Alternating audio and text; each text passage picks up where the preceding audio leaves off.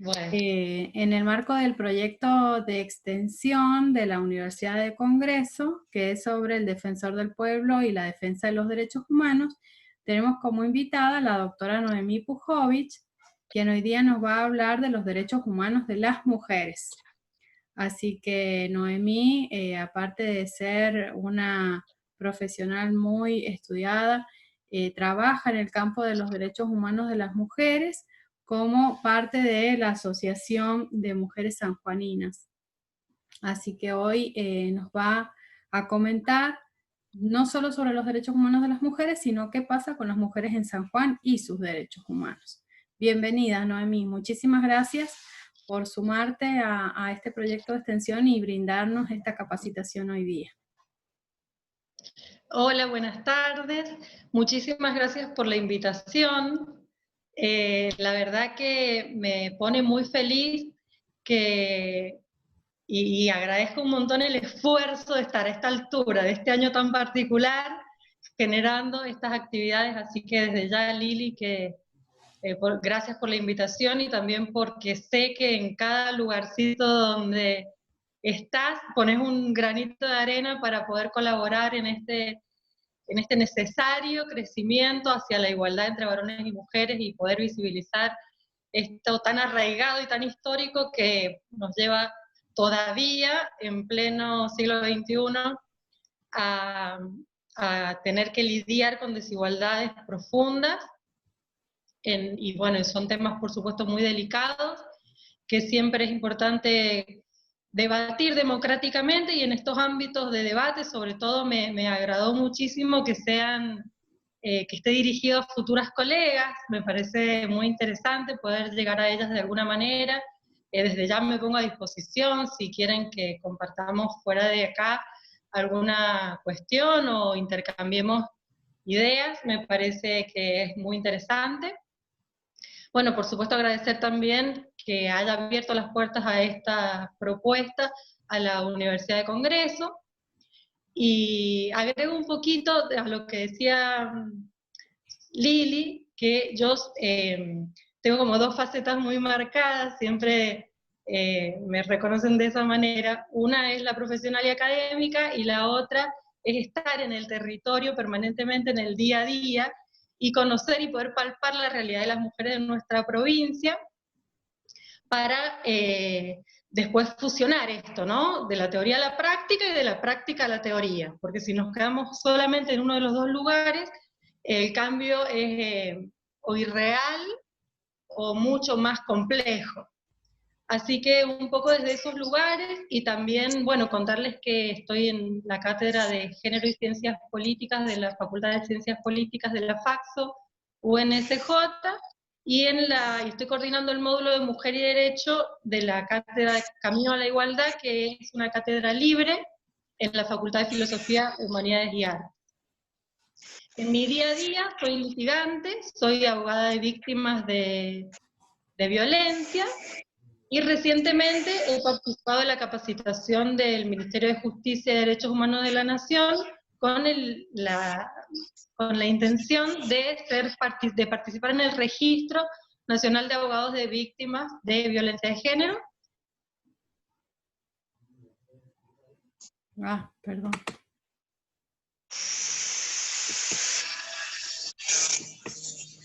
Perdón, Noemí, me quedó silenciado tu micrófono. ¿Podés activarlo? ¿Sabes? No Ahí sé por qué hay está. un ruido como... Sí, es que me parece que se cayó el internet y me volvió a reconectar, y cuando se reconecta silenciado. Ah, bien. No sé de dónde me escucharon, porque yo no percibí que me desconecté. No, a mí me quedó en la cabeza hasta la cátedra y que también trabajás con mujeres víctimas de violencia. Si querés reanudar. Ah, bien, bien. No, un pequeño comentario sobre una experiencia en el Ministerio de Justicia y Derechos Humanos de la Nación, que ha hecho una capacitación en la que participé y me fue bastante bien, con la intención de ser parte del Registro Nacional de Abogadas y Abogados de Víctimas de Violencia. Así que bueno, ahí estudiando mucho en todas estas cuestiones de los abordajes de la violencia. los abordajes de los casos individuales, era en este caso la capacitación. Bueno, ya para entrar en tema, a mí me parece que es muy interesante partir un poco del marco legislativo para poder llegar a la realidad sanjuanina. Así que si les parece, hacer un pequeño repaso, no tanto como se da en la FACU, esto de la jerarquía normativa y nombrarla, porque eso se da mucho, sino voy a tratar de introducir un par de temas controvertidos, pero que nos van a permitir más reflexión desde el rol del derecho en cuanto a los derechos de las mujeres en particular. ¿Por qué decimos esto? Porque para entender la perspectiva de género, para entenderla de fondo realmente, es necesario contextualizarla, es necesario remontarnos a una cuestión histórica. No se puede nunca estudiar la perspectiva de género desde una foto estanca del hoy. Por ejemplo, cuando analizamos un caso penal, vamos directamente a los hechos, y con esa foto es lo que queremos comprobar si el hecho sucedió o no. Y bueno, y las demás características de los delitos penales, ¿verdad? En cambio, esto se rompe cuando hablamos de perspectiva de género porque necesitamos hacer un abordaje contextualizado e histórico. ¿Por qué digo esto? Porque si bien desde 1853, en la primera Constitución, el principio de igualdad, el artículo 15 y 16 de la Constitución, dice que todos los habitantes son iguales ante la ley, la realidad es que los convencionales constituyentes de esa época fueron todos varones y decidieron qué era la igualdad ellos a su propio beneficio, ¿no? Entonces, si bien estuvo la Constitución fundada en la democracia y en la república, debemos preguntarnos de qué democracia estamos hablando, si se dejó el 50% de la población afuera, pero sobre todo de qué igualdad estamos hablando. Una igualdad hecha por una parte y a su beneficio. Por lo tanto, si bien formalmente está introducido de inicio el principio de igualdad constitucional, este ha dado históricamente un cambio muy importante. Pero antes de ir al cambio, vamos a ver cómo se trataba la igualdad en ese momento, cuando a partir de 1853 hasta el cambio de paradigma de la perspectiva de género, que tiene alrededor de 25 años. El rol de la ley fue, porque, a ver, tenemos que aclarar que la manera como se concreta la desigualdad, como se reproduce y se perpetúa la desigualdad entre varones y mujeres, es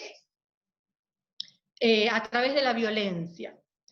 Ahora, ¿qué hizo el derecho? ¿Qué hizo la legislación? ¿Qué hizo el Estado, el Poder Ejecutivo, el Legislativo y el Judicial? Lo que hizo fue legitimar la violencia a fin de perpetuar esa desigualdad. ¿Cómo lo hizo? Yo he tomado algunos poquitos ejemplos de los muchos que hay para que podamos ponerlo más en concreto. Recordemos que había permiso para golpear a su mujer, ¿no? Esto como modo correctivo para mostrar quién manda. Más vale que con un límite que no sea grave y que no la mate, ¿bien? Pero el permiso para, de manera correctiva, mostrar quién manda, es decir, perpetuar la desigualdad y mostrar que hay una relación de poder en el que tiene mayor jerarquía el varón que la mujer, era una cuestión legalizada. Otro ejemplo es el débito conyugal. El débito conyugal era la obligación de tener relaciones sexuales dentro del matrimonio. Y esto vino muchas veces a justificar los abusos, las violaciones, digamos, dentro del matrimonio. O sea que también era una manera violenta y de desigualdad entre varones y mujeres en las que había un sometimiento por el hecho de ser mujer. Y que además, ¿qué hacía la ley? ¿Qué hacía el Estado? Exigía el débito conyugal, que esto ha estado vigente hasta hace muy pocos años. Otro punto, ¿ustedes me escuchan bien? ¿Me pueden seguir? ¿Sí? Sí, si las alumnas te dan el ok, sí. Bueno, a ver que la quiero... Ahí está, buenísimo. Otro tema es que el perdón de la víctima era la figura del avenimiento. El avenimiento era, en caso de un abuso sexual, la posibilidad que tiene la víctima de perdonar a su agresor.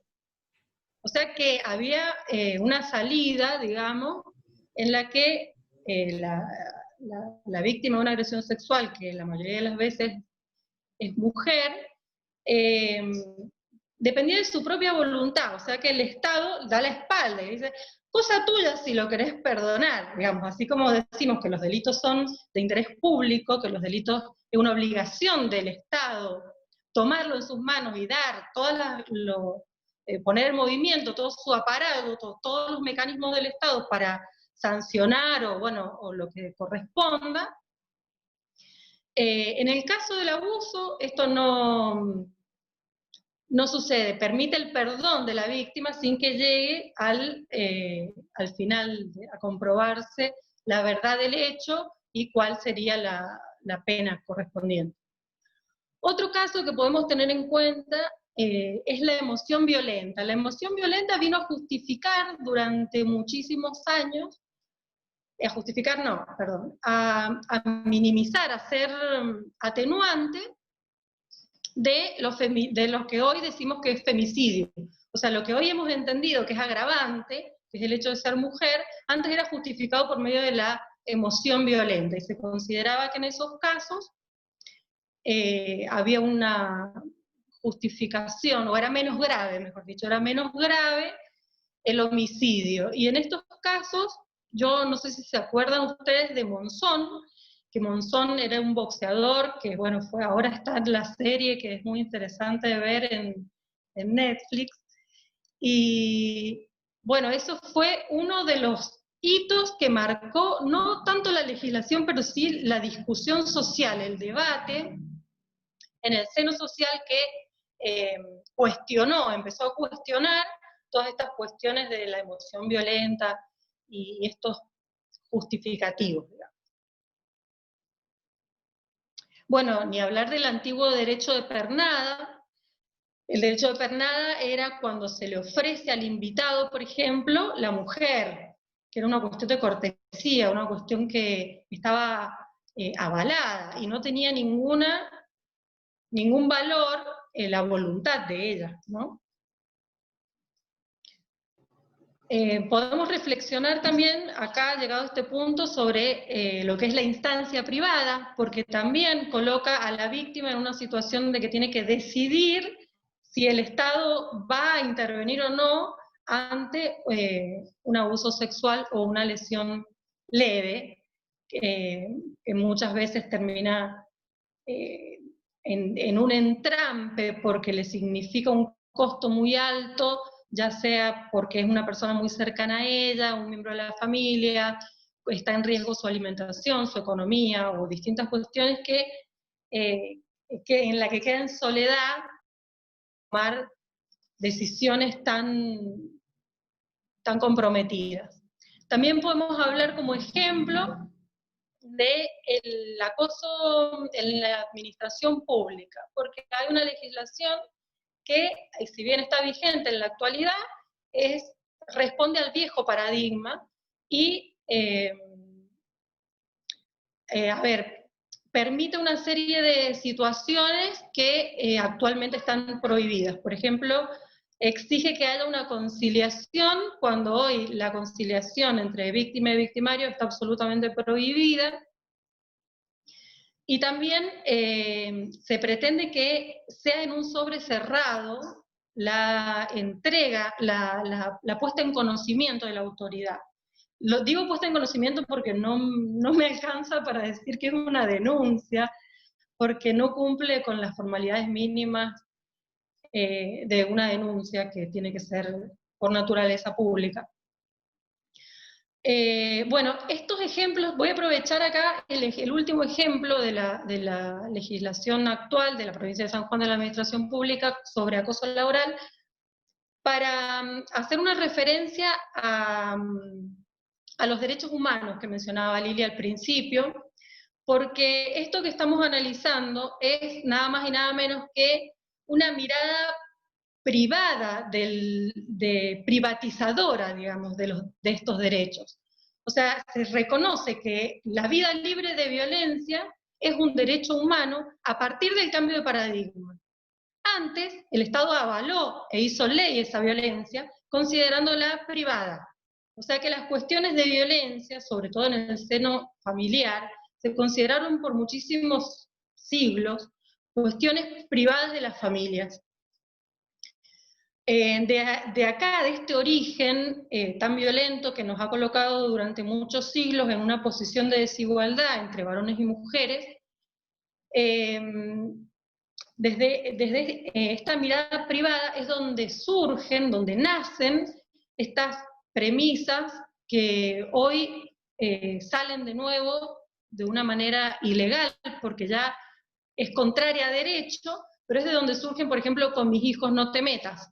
Surge de la mirada privada de las relaciones de familia, y actualmente lo que dice la legislación es el Estado interviene sí o sí en las situaciones de violencia para erradicarlas. Sí o sí interviene, o sea que pasó del ámbito privado al ámbito público. Y hoy sí hablamos de una cuestión de derechos humanos y hablamos de una intervención obligatoria del Estado. Esto, a ver, el cambio de paradigma, ¿qué significa? Significa que el Estado, primero, reconoció la desigualdad entre varones y mujeres a lo largo de los siglos, no solo la reconoció, sino que hizo una ley diciendo que se compromete a erradicar, eliminar y sancionar todo tipo de violencia contra las mujeres, y obliga a todos sus funcionarios públicos y a los tres poderes a tomar las medidas que sean necesarias, así dice, todas las medidas que sean necesarias para erradicar, eliminar o sancionar la violencia contra las mujeres.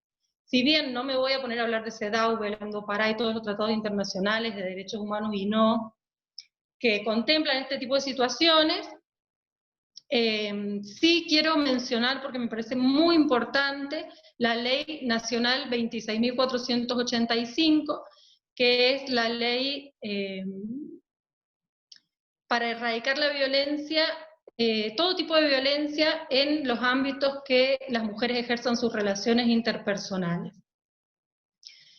¿Por qué es muy interesante esta ley? Primero, porque no entiende a la violencia como una cuestión privada, sino que entiende que esta violencia reproducida y perpetuada por muchos siglos se encuentra en toda la estructura del sistema, que no son casos concretos aislados, o no son cuestiones aisladas, más allá que sean o no delito, sino que en todos los lugares donde las mujeres tienen sus relaciones interpersonales, reconoce el Estado que existe esta violencia.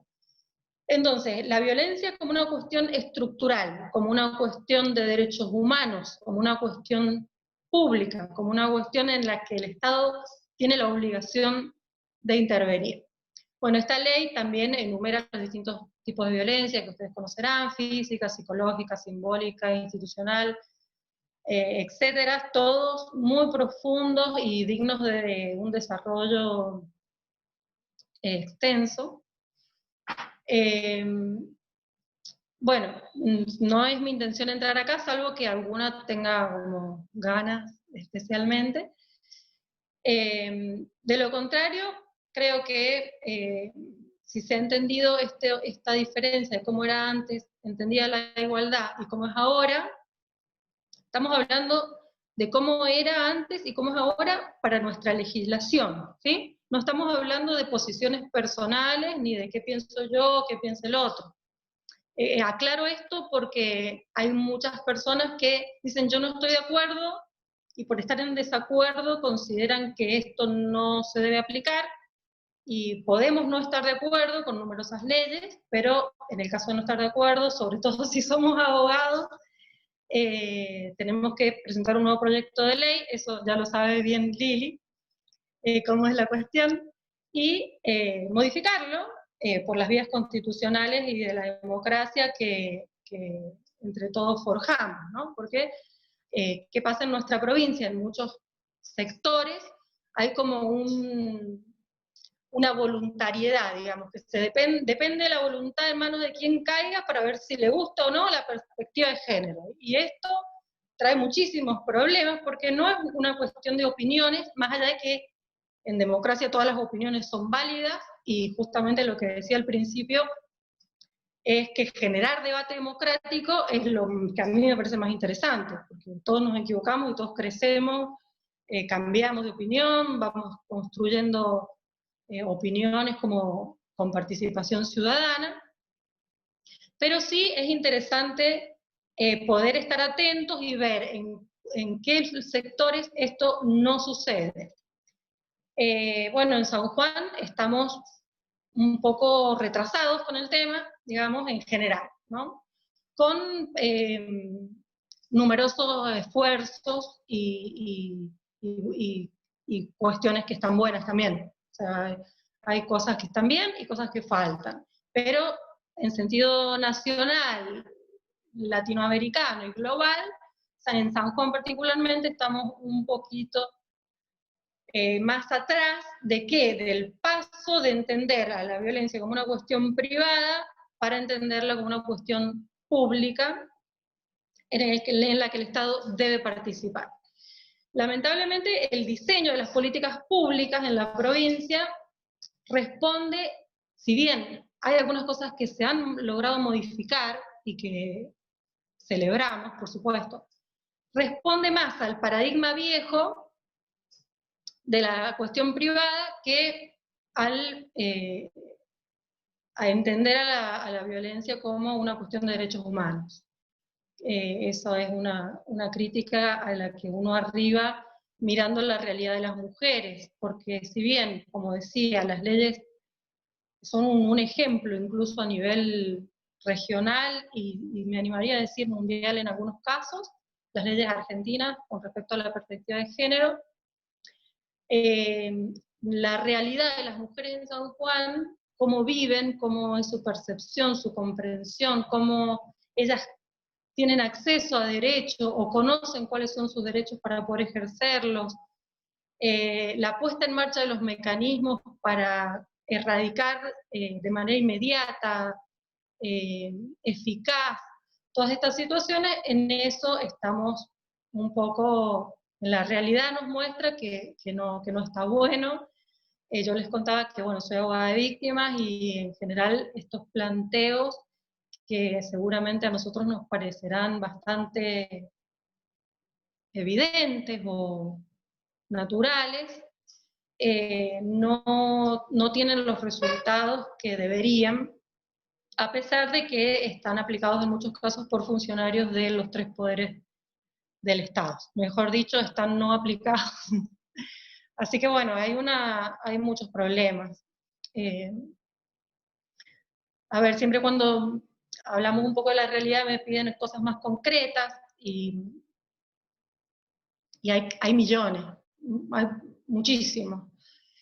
A ver, por ejemplo, las demoras en las medidas cautelares de prohibición de acercamiento. Si una persona solicita una medida de prohibición de acercamiento, huye de su casa, por ejemplo, a otra casa, de un pariente, de una amiga, y el retardo, la demora que hay en la orden judicial de prohibición de acercamiento, u otra medida, digo prohibición de acercamiento porque es la más conocida, es muy grande. Entonces esa persona que huyó se siente en la calle y la amiga se cansa, ¿no? También. Entonces, bueno, una serie de dificultades. Las demoras en las prohibiciones de acercamiento son grandes. Otra problemática que se nota mucho es, por ejemplo, los casos de... A ver, hablamos de una protección integral. Si una mujer huye de su casa por una situación de violencia, si se considera que no hay posibilidades de excluir al agresor, por ejemplo, muchas veces viven con la suegra, o viven en la casa del fondo de la suegra. Entonces, si se considera que no se lo debe excluir para que ella pueda habitar lo que era el hogar antes de la cuestión agresiva, no hay una cuestión prioritaria para que ella acceda a vivienda, o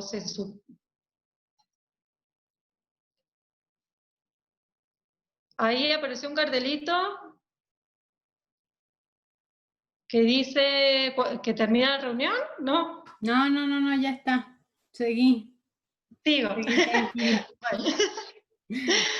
Bueno, entonces, ¿qué pasa en esos casos? Por ejemplo, un caso concreto.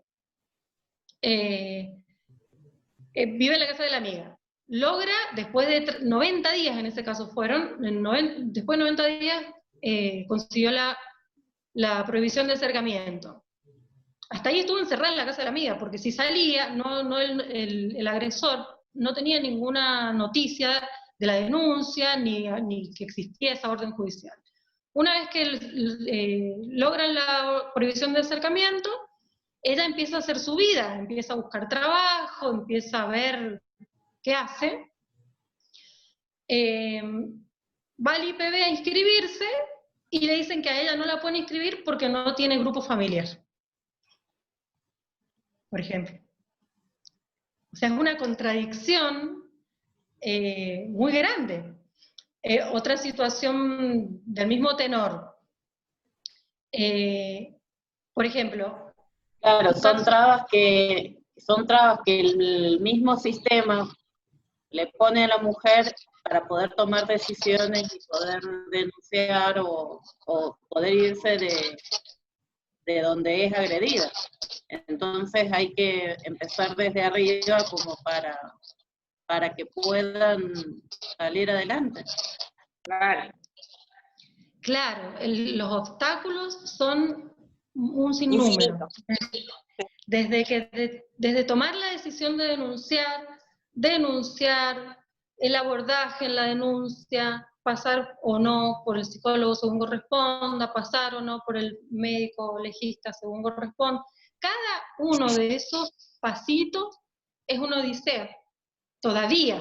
No siempre, no siempre. Hay muchos casos en los que hay resolución, y sobre todo hay voluntad, y se trata de hacer las cosas. Pero a la vez siguen existiendo, hay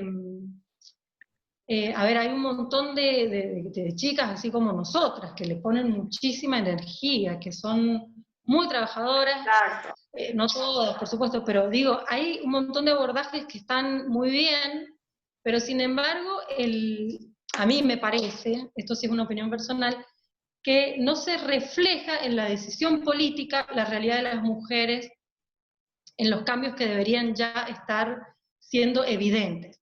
Porque contando los casos que se denuncian, que no son todos y que son impresionantes, cada vez que veo el numerito me sorprendo, a pesar de que lo veo muy seguido,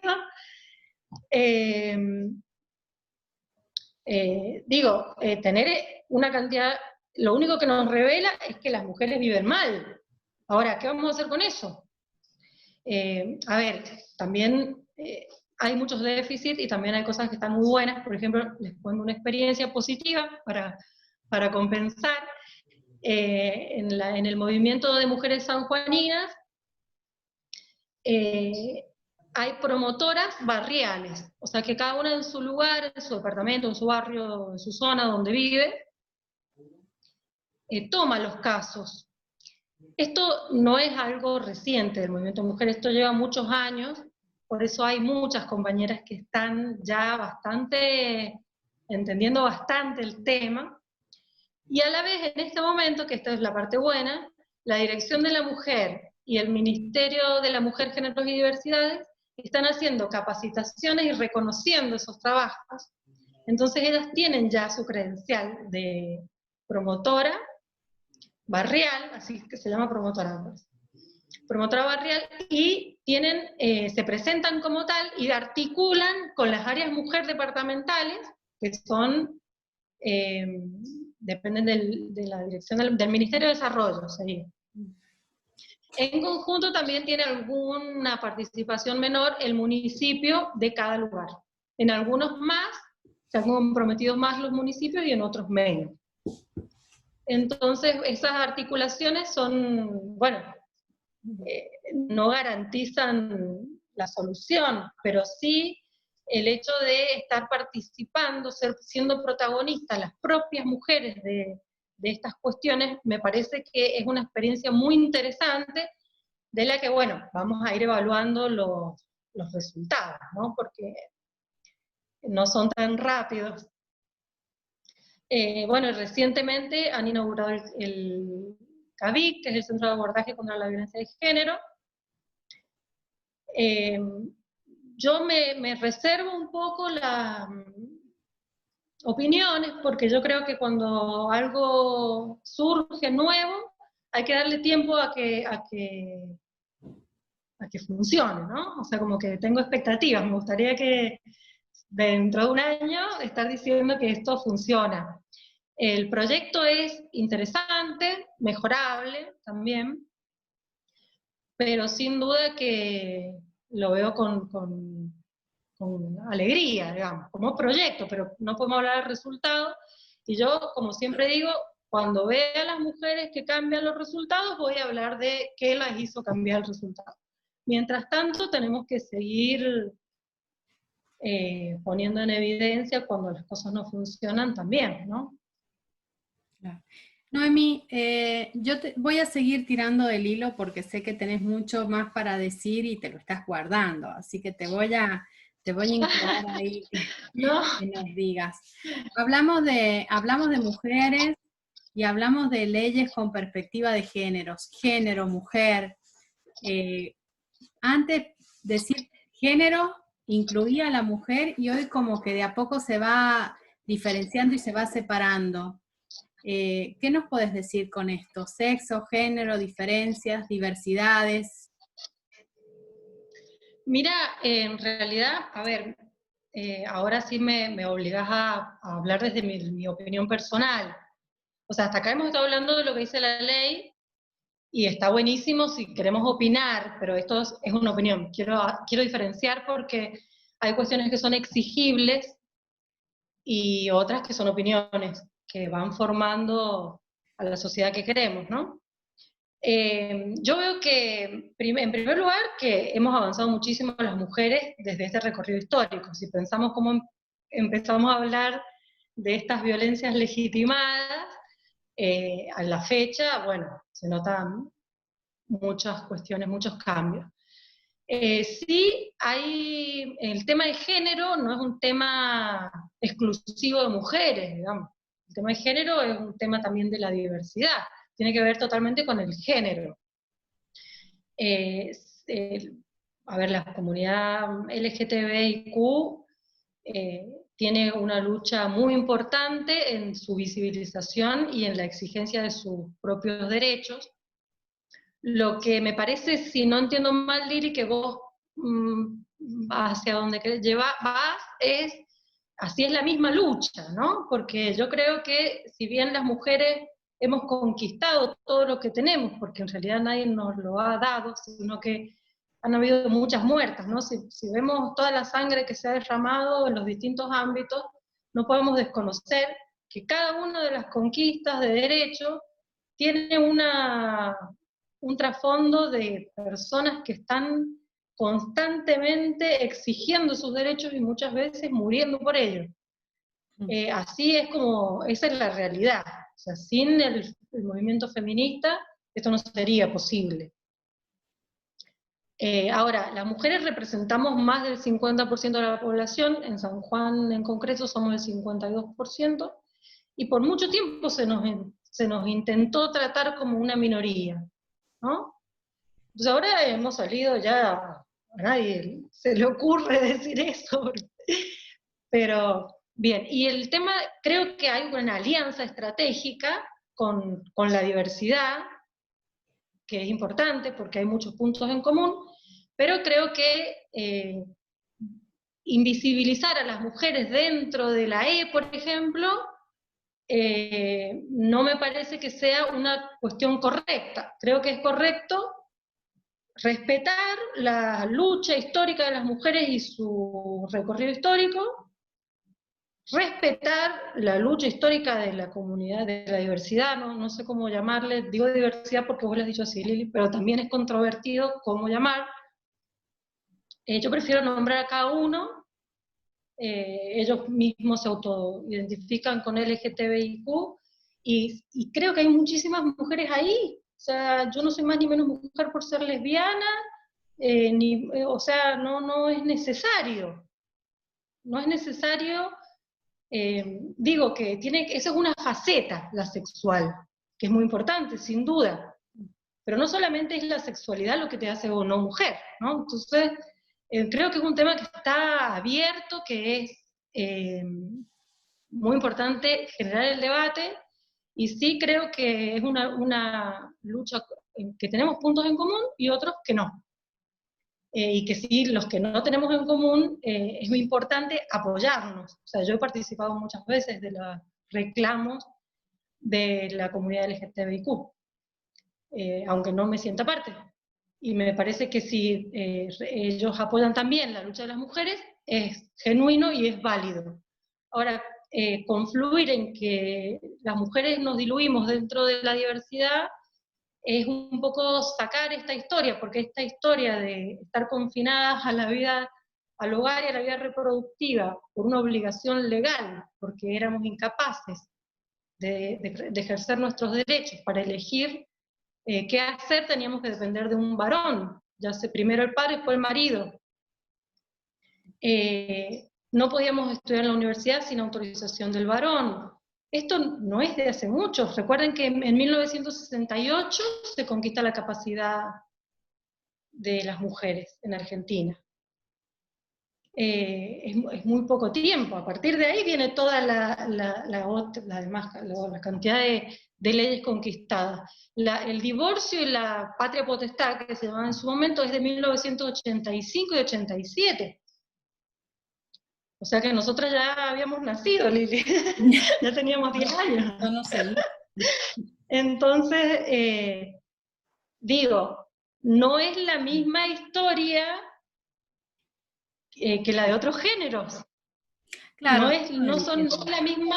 El tema es que no es el mismo contexto. Siempre cuando se habla de perspectiva de género a nivel de ciertos organismos, lo que viene siempre es, cuando se habla de perspectiva de género, es prever a la mujer. Y es como que sigue habiendo una invisibilización de que hay otros géneros. Entonces, como por eso. Nos queda dar ese paso. Yo creo que hay que nombrar a todos, a todas y a todos. Sí, eso. bueno, el lenguaje inclusivo todavía es una... Me refiero a que, más allá de ahí, no estoy hablando del lenguaje inclusivo, sino que el género incluye a la diversidad, eso es innegable. Y cuando hablamos de perspectiva de género, estamos hablando de los derechos de todo lo que no son varones. A ver, vos me decías que era importante el tema acá en este conversatorio en particular, de la pobreza de las mujeres. Esa era la próxima pregunta. Y me parece que va muy de la mano, porque, a ver, esto no es una cuestión únicamente de mujeres y varones, sino que es también una cuestión de clase, porque nuestra sociedad tiene divisiones de poder. Una de ellas es la división de varones sobre mujeres, jerárquicamente ubicados sobre las mujeres, y otra es de una élite que concentra la riqueza por sobre una grandísima mayoría, ahí sí que no es mitad y mitad, una grandísima mayoría de la población, que los índices de pobreza son reveladores. O sea, no venimos a decir un índice ya, pero es muy sencillo de encontrar. Índice de pobreza en Argentina, y aunque sean los porcentajes más discutidos, es impresionante. Entonces, el índice de pobreza, el índice de indigencia, el índice de desocupación, muestran que el porcentaje de la clase empobrecida es muy alto, y acá es una cuestión conjunta de varones y de mujeres, ¿no? Digo, porque esto doble opresión que le decimos de las mujeres responde a eso. Por un lado es la opresión del sistema que oprime a varones y mujeres. a quienes ponen la fuerza de trabajo al servicio de los que no trabajan y acumulan la riqueza. Esa es una cuestión fundamental para entender la perspectiva de género. Ahora, dentro de ricos y pobres, para ponerle un nombre así que criollo, está atravesado transversalmente por la desigualdad de varones y mujeres, ya sea en donde sea que estén ubicadas las mujeres, en la cuestión de clase. Entonces, y ya sabemos que dentro de la clase la mayoría son pobres, y dentro de la mayoría somos las mujeres, que además, como hemos estado históricamente relegadas al hogar y la familia, somos las obligadas a cuidar, a alimentar, criar, limpiar y realizar todas las tareas del hogar y todas las cuestiones que favorezcan al desarrollo de un proyecto de vida ajeno, que es el del varón, ¿no? Esas son cuestiones que todavía están sumamente arraigadas. Sin embargo, fíjense cómo es el tema 2020, en particular con el tema de la pandemia, que al quedarse en casa, lo esencial se pone a la vista, ¿no? Porque se pudo parar todo menos la olla popular, la comida, el cuidado de los niños, y quienes fueron a garantizar en el 2020 porque bueno, hay un sector que puede quedarse en su casa, pero hay un sector que tampoco se pone en los medios, que no se podía quedar en su casa. Y si vos tenés que elegir si vas a comer o te vas a quedar en tu casa, no vas a tener ninguna duda de asumir el riesgo del virus. Entonces, las mujeres han sido justamente las que han garantizado con solidaridad, porque somos las que tenemos la empatía y las que sabemos cómo vive el de al lado, el de al lado, el de enfrente, la de enfrente. Entonces, en esta conciencia que ha ido de la mano, fíjate cómo se han dado las cosas, de las capacitaciones con perspectiva de género. Porque al estar en la olla, en el día a día, la percepción de la violencia, que había aumentado justamente por el encierro, quedó absolutamente en manos de esas mujeres que fueron las que llevaban al Estado las distintas situaciones, no solo las violencias de género, porque la pobreza también es un modo de violencia. O sea, estar teniendo que darse esos derechos por sí misma, tomar esos derechos propios y colectivos de la gente cercana, que estaba pasando por la misma situación de vulnerabilidad, las llevó a un crecimiento del liderazgo, un crecimiento en un montón de cuestiones. Pero el Estado, por ejemplo, bueno, nosotras estudiamos mucho el bloque de constitucionalidad, estudiamos mucho las garantías constitucionales como un piso mínimo de derechos exigibles. Pero ese piso mínimo no es para los momentos cuando están las cosas bien, es para las crisis. O sea, cuando hay una crisis, lo mínimo, el piso mínimo que vos tenés que garantizar es ese paquete de derechos. Lo digo así porque a veces da la sensación de que tenemos que hacer un esfuerzo tan grande, la población más vulnerable, la gente que tiene menos acceso a derechos, también en pandemia tenés un esfuerzo de aportar, de comer mal, cuando muchas veces quienes garantizan los derechos humanos no estuvieron a la altura de las circunstancias. O sea, los casos de alimentos en los juzgados de familia, en muchos casos no se han logrado las cuotas alimentarias. Sí, no se han resuelto en tiempo oportuno. No, está mucho más lenta que otros años. No, cuando vos estás más vulnerable, más garantía de derechos. ¿Cómo? Sentencias contradictorias en un mismo juzgado. Eso también está pasando. Sí, sí, también pasa. Sí, lo veo constantemente, o sea, es algo lamentablemente que sucede. Como les decía, la cantidad de obstáculos son muy grandes. y a la vez la cantidad de gente que entiende más, que como ustedes se pone un 3 de diciembre a escuchar esto, o bueno, cuando puedan las chicas que no están, a mí me parece que eso habla bien de que están pasando cosas en donde tienen que pasar, ¿no? Porque en realidad es cuando las mujeres entendemos esto, cuando las cosas cambian. Siempre ha sido así, desde abajo para arriba, y nunca ha sido vertical de arriba para abajo, ni se nos han dado las cosas, sino que las hemos tomado. Así que hay que seguir tomando nuestros derechos. Bueno, muchísimas gracias, Noemí, por todo lo que nos has dicho. Vos, si querés, yo te sigo haciendo preguntas, pero sé que hemos dado un horario. Sí. Así que... Sí, ya nos hemos excedido, a mí se me pasa volando porque me entusiasmo. Lo que sí estaría bueno, quizás, que las chicas si pregunten. tienen las chicas, o que si ellas quieren que hagamos una segunda vuelta, o que veamos desde otra óptica los temas. No sé si alguna está inquieta con estos temas en particular, como estudiantes, o no necesariamente. En realidad, quería hacerle una pregunta que no sé si lo que he leído es correcto. Que se habla ahora de los derechos humanos emergentes, ¿sí? Como darle una validez a la ley de aborto. Porque en teoría la ley de aborto iría en contra de los derechos humanos, ¿sí? ¿Está bien esto que se habla de de los derechos humanos emergentes como para poder incluir bueno, esto de la diversidad de géneros, del aborto, y, matrimonio igualitario? ¿Estamos en lo correcto o es algo...? O sea, no se puede hablar... Son varios temas.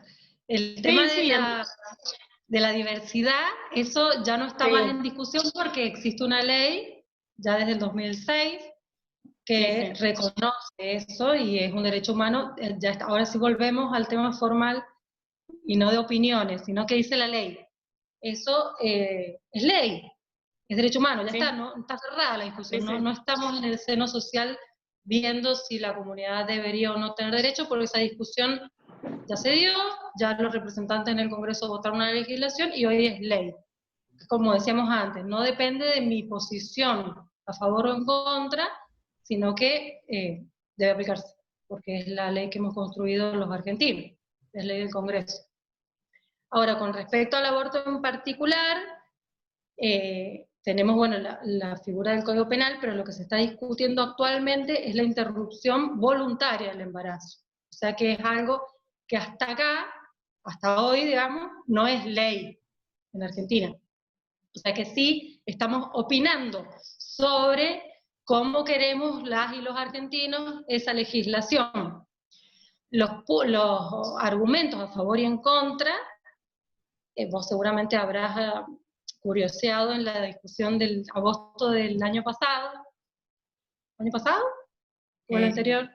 El anterior, el 2018. 2018, sí. En agosto del 2018 que autoridades con distintas opiniones de renombre y con mucha llegada también social, daban argumentos en favor y en contra, ¿no? Entonces hoy es una opinión y no una ley, ¿no? Entonces eso ya queda más a criterio de la construcción que cada uno va haciendo. Podemos tener opiniones diferentes. Si hay un proyecto de ley en el Congreso, digamos, que se va a tratar, y esa situación de que hoy no hay ley puede cambiar, digamos, ¿no? Los argumentos son distintos, porque la autonomía de las mujeres también es un derecho humano que no se puede desconocer, ¿no? Entonces esta jerarquía de la vida por sobre la autonomía está en discusión, se está por ver si es así. Hasta acá ha sido así. eso puede cambiar o no, o sea, los argumentos son sólidos, son contundentes, pero esa es la realidad, no es ley hoy está en discusión. No sé si te responde o no. O sea, decir que algo está bien o está mal en derecho, ya sabemos que no se puede, o sea, tenemos que argumentar sólidamente distintas posturas. Bueno o malo va a ser para uno, si es bueno, porque, porque coincide con lo que cree.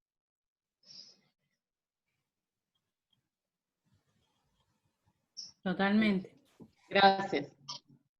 No, por favor, muy importante en este momento las preguntas en relación a ese tema porque es el tema del debate actual. Sí. ¿Alguna otra pregunta, chicas, que quieran aprovechar? Excelente la charla y bueno, y espero que todo este tema de violencia de la mujer que tenemos ahora muy en boga, que participemos todas unidas para ver si se puede llegar a algo más y que la solución sea lo más rápida posible. Porque todo el día estamos viendo casos y casos y la solución no es tan rápida y bueno, y en algunos casos se llega a lo peor. Así que bueno, esperemos que entre todas podamos hacer algo. Y hay que estudiar mucho para, bueno, justamente para tener fundamentos muy fuertes y contundentes y poder realizar los cambios. Exacto. Exacto, sí, en realidad me parece muy interesante que el camino es colectivo, sin duda. Exacto. Una mujer sola, aislada, no puede resolver esto. Saber a la otra como a una misma, digamos, como más allá de por dónde vaya en su proceso, porque son temas muy delicados, con muchas aristas. Particulares. Sí. Sí, muchas aristas, y que por ahí nos hermana un tronco común de un montón de cosas que tenemos en común, y por uno o dos temas que no tenemos acuerdo, en vez de poner por sobre lo que no hay acuerdo, lo que sí, por ahí nos enojamos y no está bueno. O sea, hay que seguir acordando en lo que tenemos en común y saber que hay cosas que no tenemos en común, porque así es la vida democrática, me parece. Lo bueno es que las generaciones nuevas, de, no sé, adolescentes de 15 años en adelante, ya vienen con el entendimiento de la igualdad. Lo difícil es a lo mejor de mi edad para arriba, que sí noto que hay muchos todavía, a las mujeres les cuesta mucho entender esto de que todos son iguales. Lo veo en mi abuela todavía está, la tengo, perdón, tengo a mi hija al lado. No pasa nada. Lo veo en personas mayores que todavía viven un cierto sometimiento, así que bueno, va a ser más fácil con las generaciones de poder hacer estos cambios. Exacto. De ahora en adelante. Sí, en realidad es un momento muy difícil porque tenemos la responsabilidad como generación de construir qué igualdad es la igualdad de verdad, porque no es que ya lo sepamos, estamos construyendo ese concepto, esa idea de qué es igual. Es muy discutido porque hasta dónde somos... Sí, perdón. ¿Hasta dónde hay una igualdad? Porque yo discuto con amigos, con familiares hombres, y bueno, y está eso, ¿no? Y bueno, es re difícil llegar a explicarles, porque ellos no ven la igualdad en muchas cosas, sí en otras, pero en otras no. Entonces sí, hay que determinar exactamente qué es esa igualdad, hasta dónde se llega. Es importante lo que has dicho porque esto no es un tema de las mujeres. Esto es un tema de las mujeres y de los varones, es un tema de toda la sociedad, de cada uno Totalmente. desde su lugar, no es un tema de las mujeres. Lo que Claro, sí porque es indiscutible es que tiene que tener a las mujeres como protagonistas, por lo menos en la mitad, porque si no, ¿cómo vamos a generar el cambio? Además que es impresionante cómo cambia la gestión que sea cuando las mujeres se incorporan. Es impresionante. O cuando otra toman cosa. ser protagónicos, ¿sí? ¿Sí? Exacto. Entonces eso Sí, ya sí. no puede haber ningún espacio en el que no estemos presentes. totalmente. Eso Exacto. no es que la igualdad nosotros le decimos que tienen que hacer y ellos lo hacen. No, la igualdad nos tiene como protagonistas. Si no, es otra nueva versión de una vieja mentira que ya nos creímos por muchos siglos. O que nos golpeaban para que a las que no creían las mataban. Exacto. Buena frase. Qué buena Sí, a frase. veces es como usted dice, se confunde la igualdad con una posición de poder y en realidad de igual. Y tal vez por eso cueste un poco, sobre todo al hombre, comprender que el tema, porque yo lo veo, lo discuto todo el tiempo y nada, y siempre queda en la nada porque no se llega a un punto medio ni siquiera.